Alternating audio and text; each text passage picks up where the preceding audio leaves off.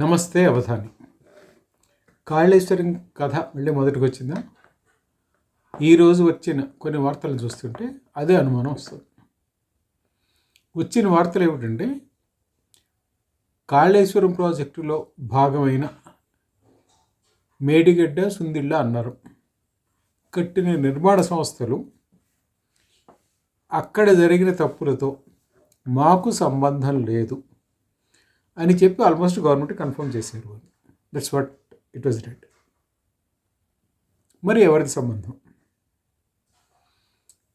మన PC Ghosh commission report కానీ అంతకు ముందు కానీ వచ్చిన నివేదికలు లేదా ఇది ఏమిటండి, ఆ డిజైన్లోనే లోపం ఉంది, అది అలా కట్టి ఉండకూడదు అని చెప్పి కూడా కొన్ని వచ్చాయి. దానితో పాటు నిర్మాణ సంస్థలు కూడా బాధ్యులు చేసేవి. అండ్ పీసీ ఘోష్ కమిషన్ చెప్పిన ఇదేమిటంటే, దీనికి అయిన ఖర్చుని రిపేర్ ఖర్చుల్ని కూడా వాళ్ళ దగ్గర నుంచి వసూలు చేయండి అని చెప్పింది. సరే, పీసీ ఘోష్ కమిషన్ రిపోర్ట్ని గవర్నమెంట్ ఆమోదించింది, అసెంబ్లీలో పెట్టింది, అక్కడి వరకు బాగుంది. చర్యలు అయితే ఇప్పటివరకు ఏం తీసుకోలేదు. చర్యలు ఎప్పుడు తీసుకుంటుందో కూడా ఇంకెవరికి తెలియదు. సరే, దానికి ఆలస్యానికి కారణాలు ఏమిటి అనేది మళ్ళీ గవర్నమెంట్ రెస్పాండ్ అయినప్పుడు మాత్రమే మనకు అర్థమవుతుంది. ఈలోగా ఎవరు ఏం మాట్లాడినా అది ఊరికే for the sake of criticism మాట్లాడడం తప్పిస్తే దానికి వ్యాలిడిటీ ఏం లేదు. గవర్నమెంట్ నిర్ణయం ఇంకా తీసుకోవడానికి ఇంత టైం పడుతుంది. ఇది ఒకటే ప్రాపర్ క్రిటిసిజం అవుతుంది, మిగిలినవన్నీ ఇది. రైట్. ఇప్పుడు నిర్మాణ సంస్థల ఆర్గ్యుమెంట్ ఏమిటి అనేది ఇప్పుడే మాట్లాడుతున్నాం మనం. ఒక డిజైన్లో లోపం ఉంటే మేము ఏం చేస్తాం, మేము ఎట్లా బాధ్యులు అవుతాం అనేది వాళ్ళు అనేది. అయితే రిపోర్టులో డిజైన్లు ఆయా నిర్మాణ సంస్థలు కూడా పరిశీలించి పర్యవేక్షించాయి అని కూడా రిపోర్ట్స్లో ఉంది. So they know what is the design is, how it is being implemented. ఇది ఉన్నప్పుడు వాళ్ళని కూడా రెస్పాన్సిబుల్ చేయాలా అక్కర్లేదా, ఇది క్వశ్చన్. ప్రస్తుతం నిర్మాణ సంస్థలు చేతులెత్తేస్తే గవర్నమెంట్ ఏం చేయబోతుంది? Is it going to act tough? దానికి ముందు వీళ్ళు ఎవరి మీద యాక్షన్ తీసుకోవాలి? డిజైన్ తప్పించిన వాళ్ళ మీద కదా యాక్షన్ తీసుకోవాలి. ఇప్పటివరకు ఫల్ల వాళ్ళు బాధ్యులు అని చెప్పి పీసీ ఘోష్ కమిషన్ ఇచ్చిన రిపోర్ట్ ఆధారంగా ఏదో మాట్లాడారు కానీ బట్ మిగిలిన ఇంకేమీ రాలేదు, ఇప్పటివరకు ఏమీ కాలేదు. సో గవర్నమెంట్ ఫస్ట్ ఎవరి మీద యాక్ట్ చేయాలి అంటే, ఈ డిజైన్లో లోపాలకి ఎవరు బాధ్యులో వాళ్ళ మీద యాక్ట్ చేయాలి. They have to act. That's the first step. Second స్టెప్కి వచ్చేసరికి ఇగో ఈ నిర్మాణ సంస్థలు వీటి మీద యాక్షన్ తీసుకోవాలి. అండ్ ఇప్పటి వరకు ఎవరి మీద యాక్షన్ తీసుకోలేదు కనుక గవర్నమెంట్ అసలు ఏం చేస్తుంది అనే దాని మీద సందేహాలు.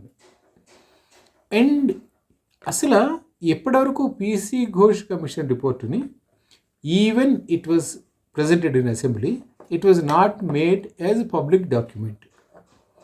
ఎందుకంటే అది ఏ గవర్నమెంట్ వెబ్సైట్లో పెట్టినట్టు లేదు, ఇప్పటివరకు నా దృష్టికి అయితే రాలేదు.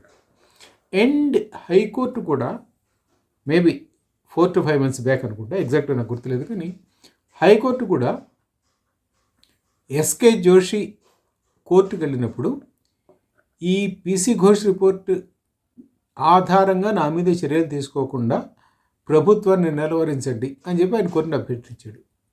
అప్పుడు కోర్టు అడిగిన ప్రశ్న ఏమిటంటే, PC Ghosh report is the asset of assembly, అది అసెంబ్లీకి మాత్రమే పరిమితమైన ఆస్తి, అసెంబ్లీలో సభ్యులకి మాత్రమే దాన్ని ఇచ్చారు కానీ ఇంకెవరికి ఇవ్వలేదు.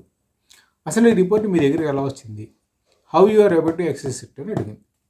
సో అంటే court has a logic to ask that question.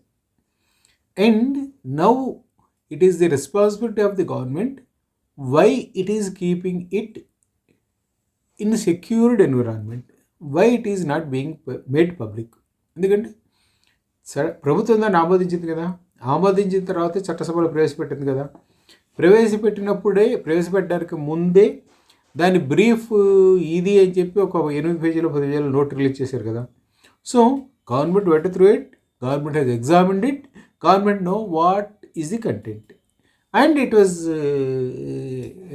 The contents, the report copies were extended to MLAs and MLCs. అప్పుడు గవర్నమెంట్ దీన్ని పబ్లిక్ డాక్యుమెంట్ చేయడానికి ఏమిటి అభ్యంతరము, ఎందుకు చేయట్లేదు దీని మీద కూడా సమాధానం చెప్పాల్సిన బాధ్యత పూచి గవర్నమెంట్ మీదే ఉంది. సరే, ఇది ఎప్పుడు సమాధానం చెప్తారు, వీళ్ళ మీద ఎప్పుడు చర్యలు తీసుకుంటారు, ఏది పీసీ ఘోష్ కమిషన్ రిపోర్ట్లు ఫలానా వాళ్ళు దీనికి బాధ్యులు అని చెప్పిన దాని మీద ఎప్పుడు చర్యలు తీసుకుంటారు ఏమిటనేది ఇంకా తెలియదు. ఇంకొకటి దీనికి సంబంధించిన ఇంకో లేటెస్ట్ డెవలప్మెంట్ ఏమిటంటే హైకోర్టు దీంట్లోనూ దీని మీద ఆధారంగా పీసీ ఘోష్ రిపోర్ట్ ఆధారంగా చర్యలు తీసుకోకుండా ప్రభుత్వాన్ని నిలువరించండి అని గతంలో కేసీఆర్ అట్లాగే మాజీ ఇరిగేషన్ శాఖ మంత్రి హరీష్ రావు వీళ్ళిద్దరూ కోర్టుకు వెళ్ళారు. దాని మీద దీన్ని ఆ నిషేధాన్ని పరిమితి ఇంకా పొడిగిస్తూ హైకోర్టు పలానా తేదీలోగా దీని మీద రెస్పాండ్ కండి అని చెప్పి గవర్నమెంట్కి చెప్పింది. సరే, ఇప్పుడు గవర్నమెంట్ ఏం రెస్పాండ్ అవుతుంది ఏమిటనేది చూడాలి. And because the chief minister is busy with other activities, బహుశా ఈ దరిదాపులో వాళ్ళు రెస్పాండ్ కాకపోవచ్చు. ఎందుకంటే సీఎం కాన్సెంట్ లేకుండా వాళ్ళు కోర్టుకి ఏదో చెప్తారో అని నేనైతే అనుకోను. కేవలం ఇరిగేషన్ మినిస్టర్ మాత్రమే నిర్ణయం తీసుకునే పరిస్థితి ఉంటుంది అనుకోను. ఎందుకంటే ఇట్స్ బియాండ్ దట్. అందుకని సీఎం ఇన్వాల్వ్ అయ్యి సీఎం డిసిషన్ తీసుకుంటే మాత్రమే దాని మీద నిర్ణయం వస్తుంది. అది ఏమొస్తుంది అనేది వెయిట్ చూడాలి. అవధానం.